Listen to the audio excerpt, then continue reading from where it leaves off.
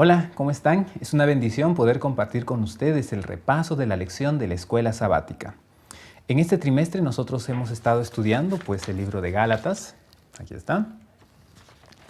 Y la razón es porque este año es muy importante para el mundo protestante, ya que se están preparando para celebrar el 500º aniversario de la Reforma Protestante. Y el libro de Gálatas y Romanos tienen mucho que ver en esta celebración. Es por eso que necesitamos estudiar estos libros que son de mucha importancia. Vamos a contextualizar un poco.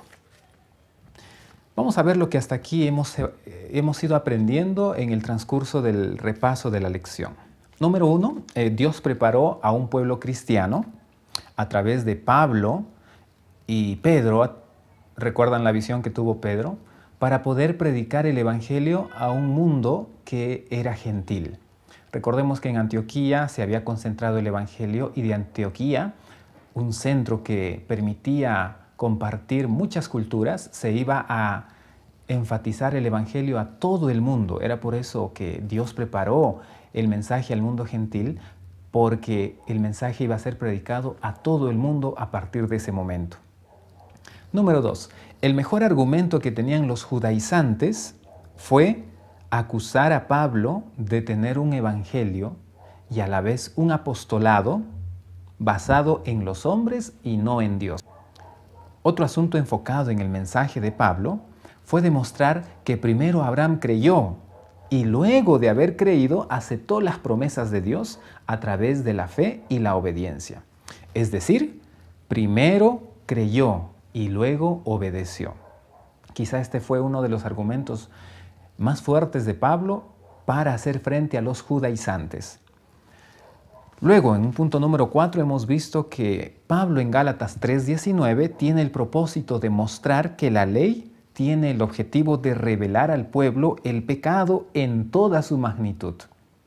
Y a través de la ley exaltar por encima del pecado la superioridad de la promesa.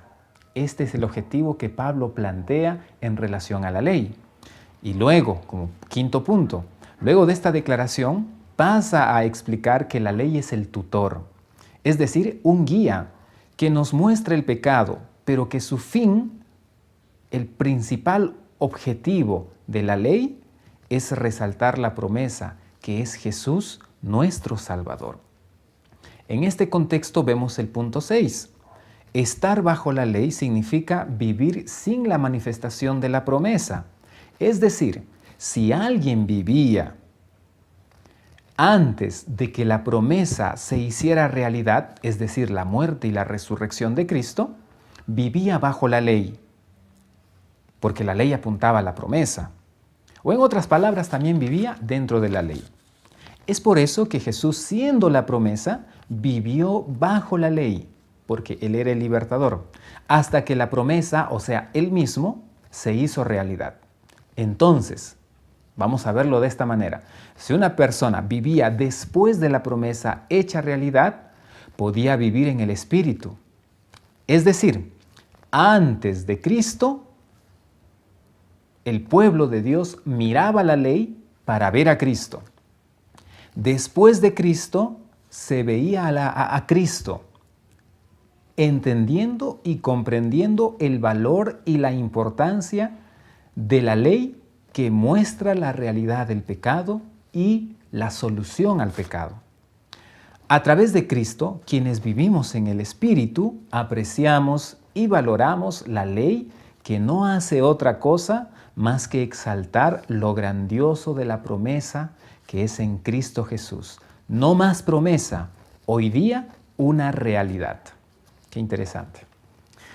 Después de haber visto esta introducción y haber podido resaltar algunos aspectos importantes de la lección hasta esta fecha, después de haber visto algunos puntos resaltantes de la lección de la escuela sabática, vamos a concentrarnos en el repaso de la lección de esta semana. El título de la lección es De esclavos a herederos. El texto bíblico se encuentra en Gálatas 4:7 y dice así: Así que ya no eres esclavo, sino hijo. Y si hijo, también heredero de Dios por medio de Cristo. Para comprender el propósito del estudio de esta semana, debemos considerar algunas cosas. Debemos saber 3 cosas importantes. Vamos con la primera. Saber que el bautismo de Pablo es nuestra unión con Cristo Jesús. Gálatas capítulo 3, versículos 25 al 27 nos dice: de manera que la ley ha sido nuestro guía para llevarnos a Cristo, a fin de que fuéramos justificados por la fe. Pero ahora que ha venido la fe, ya no estamos bajo un guía, porque todos sois hijos de Dios por la fe en Cristo Jesús. Pues todos los que habéis sido bautizados en Cristo, de Cristo estáis revestidos. Es interesante que si la circuncisión representaba ser hijos de la ley, haber nacido bajo la ley era una señal de la futura promesa de un Salvador, entonces el bautismo representa ya no la promesa, sino el cumplimiento de la promesa, la realidad de esa promesa, que es la muerte y la resurrección de Cristo. Mientras la circuncisión era una señal de una promesa futura, el bautismo representaba la realidad de esa promesa. Es por ello que el bautismo representa la muerte y la resurrección. Esto es importante. Vamos con el punto 2. Segundo aspecto, debemos saber que al enfocarnos en la ley y no en el cumplimiento de la promesa, equivale a vivir sin Cristo. Vamos a Gálatas 4:3. Dice así: así también nosotros, cuando éramos niños, estábamos en esclavitud bajo los rudimentos del mundo. Al parecer, los rudimentos del mundo, que Pablo vuelve a mencionar en el versículo 9 y 10, hace una clara referencia a todas las ceremonias que apuntaban a Jesús. Los judaizantes pretendían vivir bajo la ley cuando la promesa ya era una realidad. Si Jesús era una realidad, el cumplimiento de la promesa, los judaizantes querían vivir mirando a la ley y no a la promesa que era una realidad. Eso en la práctica del cristianismo significaba vivir sin Jesús. Es decir, vivir esclavos de los rudimentos que ya no tienen ningún valor. Es por ello que Pablo puso mucho énfasis al momento de debatir esta idea, porque en la práctica los judaizantes pretendían vivir sin Jesús. Tercer aspecto, Jesús es el cumplimiento de la promesa. Dice en Gálatas 4:4, pero cuando vino el cumplimiento del tiempo, Dios envió a su Hijo, nacido de mujer y nacido bajo la ley. Jesús nace bajo la ley porque solo a través de Él nacemos bajo el Espíritu. La promesa de la salvación ahora es una realidad y ahora somos adoptados legalmente por la sangre de Jesús como hijos de Dios. Entonces, al convertirse la promesa en una realidad, somos oficialmente, legalmente, para todo el universo, adoptados como hijos de Dios. Los que nacemos en Cristo y los que a través de la ley confiaron en Jesús en el pasado, antes de la llegada de la promesa y el cumplimiento de esa promesa hecha realidad. Qué interesante. Luego de saber estos 3 puntos, nosotros necesitamos comprender qué es lo que debemos hacer. Número 1. Comprender que el bautismo redime a quienes conocen la ley, pero aún no conocen a Jesús, la promesa hecha realidad. Gálatas 4, 5 y 7 nos dice lo siguiente: para redimir a los que estaban bajo la ley, a fin de que recibiéramos la adopción de hijos. Y el versículo 7 dice: así que ya no eres esclavo, sino hijo, y si hijo, también heredero de Dios por medio de Cristo. Cristo es la promesa. Ya no la circuncisión o las fiestas, sino el bautismo, es decir, aceptar a Jesús, aceptar que es el don del cielo, prometido a Abraham para la liberación del pecado. Número 2. Aprender a vivir como Jesús vivió. Ya no vamos a la ley para ver a Jesús, ahora vamos a Jesús para apreciar la ley.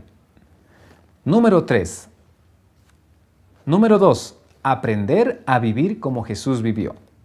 Ya no vamos a la ley para ver a Jesús, ya no vamos a la ley para conocer a Jesús. Ahora vamos directamente a Jesús y estando en Jesús apreciamos la ley, lo maravilloso que es la ley, porque la ley exalta a Jesús y marca el pecado y lo coloca en el lugar donde corresponde.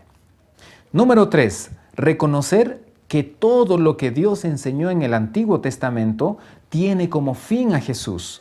Jesús es el centro del Evangelio porque Jesús es la promesa. Y luego de estos 3 puntos, ¿cómo hacerlo? Número 1. Conociendo a Jesús cada día. Descubriendo lo que realmente hizo por ti y por mí. Esto va a llevarnos a apreciar grandemente lo que realmente Jesús hizo por ti y por mí. Número 1. Conociendo a Jesús cada día y descubriendo lo que realmente hizo por cada uno de nosotros. No hay nada más maravilloso que conocer a una persona para apreciar y darle el valor que le corresponde. Y más aún, si es Jesús quien nos salvó del pecado. Número 2. Aprendiendo a amar a Jesús. El amor nos lleva a apreciar y aceptar todo lo bueno que hay en Él.